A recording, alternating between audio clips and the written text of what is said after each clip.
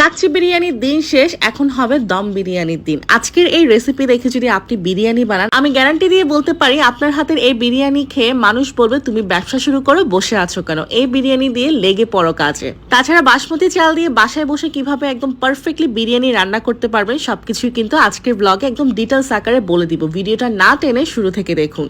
এখানে প্রায় 2.5 কেজি মুরগির মাংস আছে। মুরগির মাংসগুলোর পিস আপনাদেরকে দেখিয়ে দিচ্ছি, একদম ছোট ছোট করে আমি কেটে নিয়েছি। গরুর মাংস যেরকম আমরা কেটে বিরিয়ানির জন্য মুরগির মাংসগুলোকে গরুর মাংসের মতো কেটে নিব, কিন্তু লেগ পিসটা এরকম গোটা থাকবে।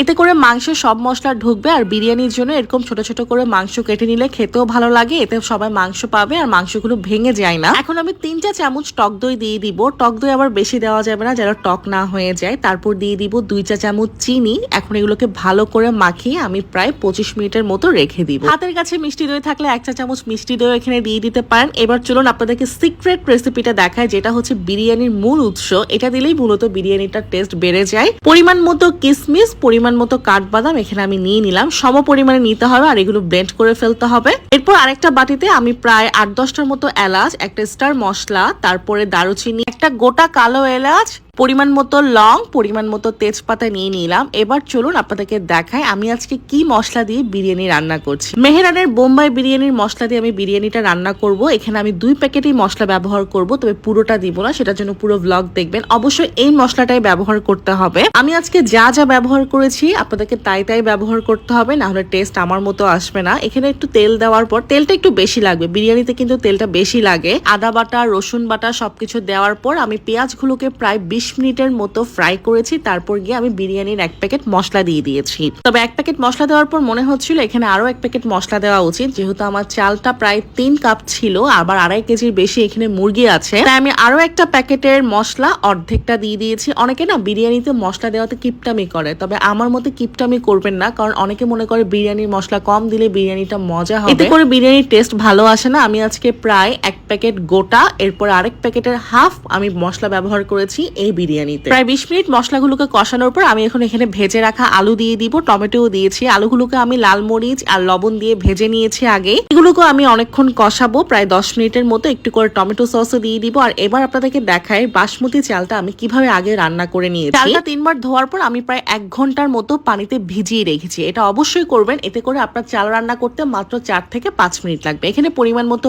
পানি, লবণ আর তেল দিয়ে পানিটাকে আমি ফুটিয়ে নিব। এরপর যে 1 ঘন্টা আমি চালটাকে ভিজিয়ে রেখেছি, এই চালটা এখানে দিয়ে দিব। যখন পানিটা অনেক ফুটে উঠবে তখন গিয়ে আমি এখানে চালটা দিয়ে দিব। অবশ্য ভিজিয়ে রাখা পানি এখানে দেওয়া যাবে না, শুধুমাত্র চালটাকে ছেঁকে এখানে দিতে হবে গরম পানিতে। এর মধ্যে বিরিয়ানি চিকেনটাকে আমি নাড়াচাড়া করে নিব। অল্প একটু পানি অ্যাড করে দিব যেন মশলাটা পুড়ে না যায়। আর এটাকে প্রায় 30 মিনিটের মতো আমি কুক করব। যখন তেল উঠে যাবে সে পর্যায়ে গিয়ে আমি চাল দিয়ে দিব। এক চুলায় চাল হচ্ছে, আরেক চুলায় মাংস হচ্ছে। আর চালটাকে না একটু পরপর এভাবে ছেঁকে দেখবেন, যদি চাল বেশি সেদ্ধ হয়ে যায় আপনার বিরিয়ানিটা কখনোই মজা হবে না। এই চালটা হতে মাত্র 4 মিনিট লেগেছে, কারণ 1 ঘন্টা চালটা পানিতে ভেজানো ছিল। আর একটু করে খেয়ে দেখবেন চালটা খাওয়া যাচ্ছে নাকি। পুরোপুরি সেদ্ধ করবেন না, কারণ এটা কিন্তু দমে হয়ে যাবে, যেহেতু এটা আমি চুলায় প্রায় 15 মিনিটের মতো রাখবো। তারপরে গিয়ে আমি যেটা করব, চিকেনের চুলাটাকে বন্ধ করে উপর দিয়ে এভাবে চাল দিয়ে দিয়েছি। পাউডার দুধ গুলে নিয়েছি গরম পানিতে, সেটাও দিয়ে দিলাম। তারপরে দিয়ে দিলাম জর্দার রং আর কেওড়া জল মাস্ট। এটা বিরিয়ানির স্বাদ বাড়াতে অনেক হেল্প করে, এটা অবশ্যই দিবেন। প্রায় 15 মিনিটের মতো চুলাটাকে কমিয়ে এভাবে ঢেকে রেখেছি, বিরিয়ানিটাকে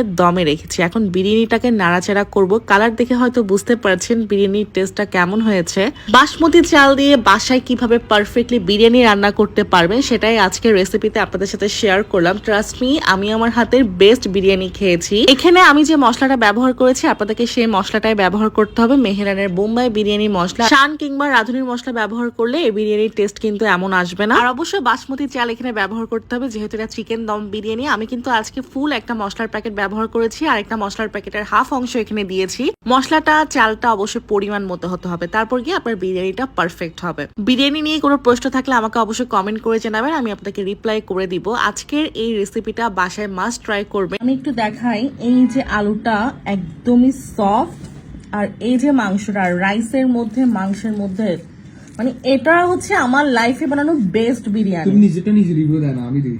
মানে তোমার এই যাবৎকালে যতগুলো বিরিয়ানি বানাইছো এটা অসাধারণ হয়েছে। আমি কখনো সুনাম করি না সামনাসামনি, বাট এটা অসাধারণ, মানে বেস্ট। এই যে বিরিয়ানির সাথে এরকম একটা কাঁচামরিচ ভেঙে নিব, দেন এই যে অবশ্যই আমি যে মশলাটা ইউজ করছি সেটাই ইউজ করতে হবে, আর প্রত্যেকটা জিনিস আমি ব্লগে বলে দিচ্ছি। এই বিরিয়ানির নামটা হচ্ছে পুকি বিরিয়ানি। একদম গরম গরম খেয়ে নেওয়ার চেষ্টা করবেন, আর কোনো প্রশ্ন থাকলে আমাকে অবশ্যই কমেন্ট করবেন, আমি রিপ্লাই করে দিব। আশা করি আপনাদের কাছে রেসিপিটা ভালো লেগেছে। আজকের জন্য এতটুকুই, আল্লাহ হাফেজ।